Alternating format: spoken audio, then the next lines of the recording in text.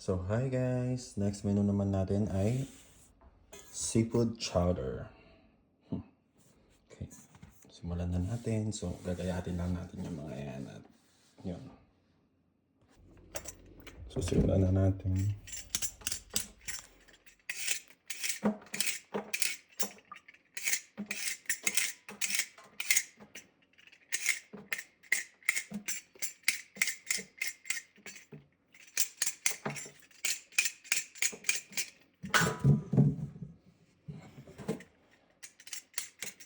So, maliliit lang kasi yung patatas na meron sa kami ngayon kasi so, yung bagong batch ng patatas na doon pa. So, typo.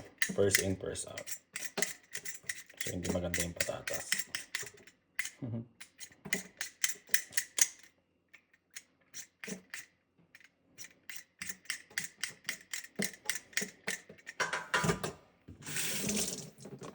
Then, mag-asa natin yung celery.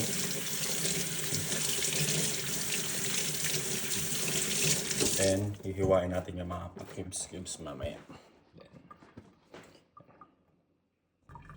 So, bali share ko lang. Itong chowder na to, bali pangalawang beses ko na lang itong lulutuin ngayon. So, dati kasi, pag nagcha-chowder kami, bumabiyahe pa kami sa malayo. Like, pumupunta pa kami sa St. Andrews para lang kumain ng chowder or pupuntahan kami noon. Hindi ko maalala kung ano. Medyo pricey siya, tapos konti lang. Tapos yung isang bowl na good for one lang, pero nag-share kami kasi nga it's like $30. So ngayon na-realize namin na baka mas maganda bumili na lang kami. So kagaya nito, naka-sale to.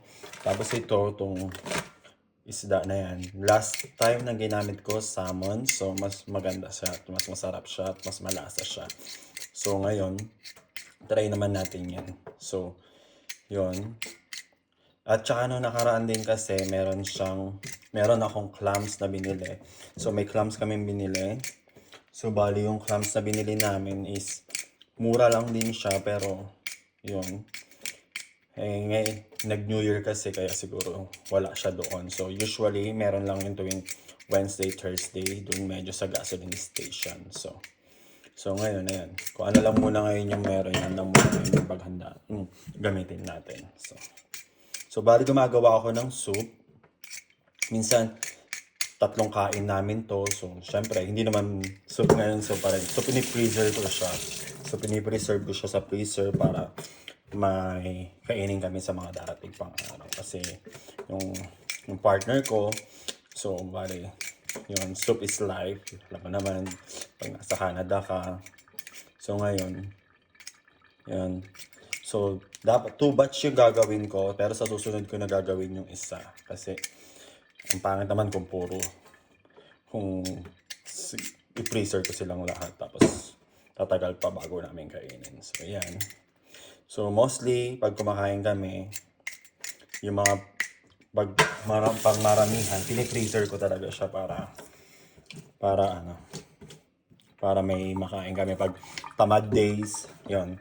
So, meron pa kami tira dito ng binalot namin sa bacon, itong escalope. So, nung nakaraan bacon escalope kami. So, yan. Sasama ko na rin yun. Tapos yan, lalagyan ko ng corn and peas. So, mamaya, ipakita ko sa inyo.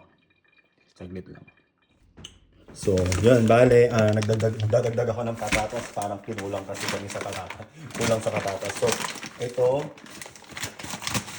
hindi ko yan alam kung paano yan ang galing yung sinulid na yan. Dati, nung nagtatrabaho pa ako sa Saudi, ganyan na yan. Pero ngayon, hindi ko pa rin alam. So, nagdagdag pa ako ng mas maraming patatas kasi patatas yun yung pinaka-rice namin, di ba? So, bali, nagdagdag pa ako ng 3 patatas kasi baka kulangan. Tsaka, yun na yung pinaka-rice namin, yung patatas.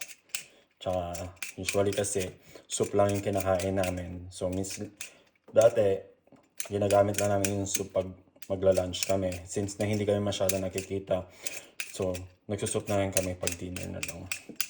Kasi syempre nagwo-work siya tapos ako nasa bahay lang. So, yun. So, antayin na lang natin bago tayo magluto. So, hiwa tayo. Gagawin lang natin, itadice lang natin itong mga carrots.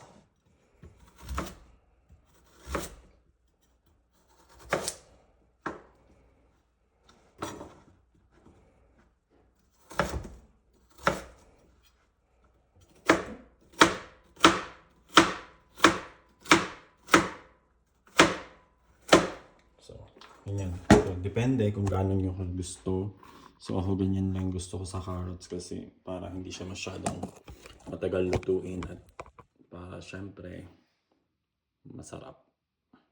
Pag hindi masyadong ano yung carrots, mas gusto ko siyang ganyan. Yan, natapos ko na yung carrots. So, next na natin ang patatas. So, sa patatas, ganun din.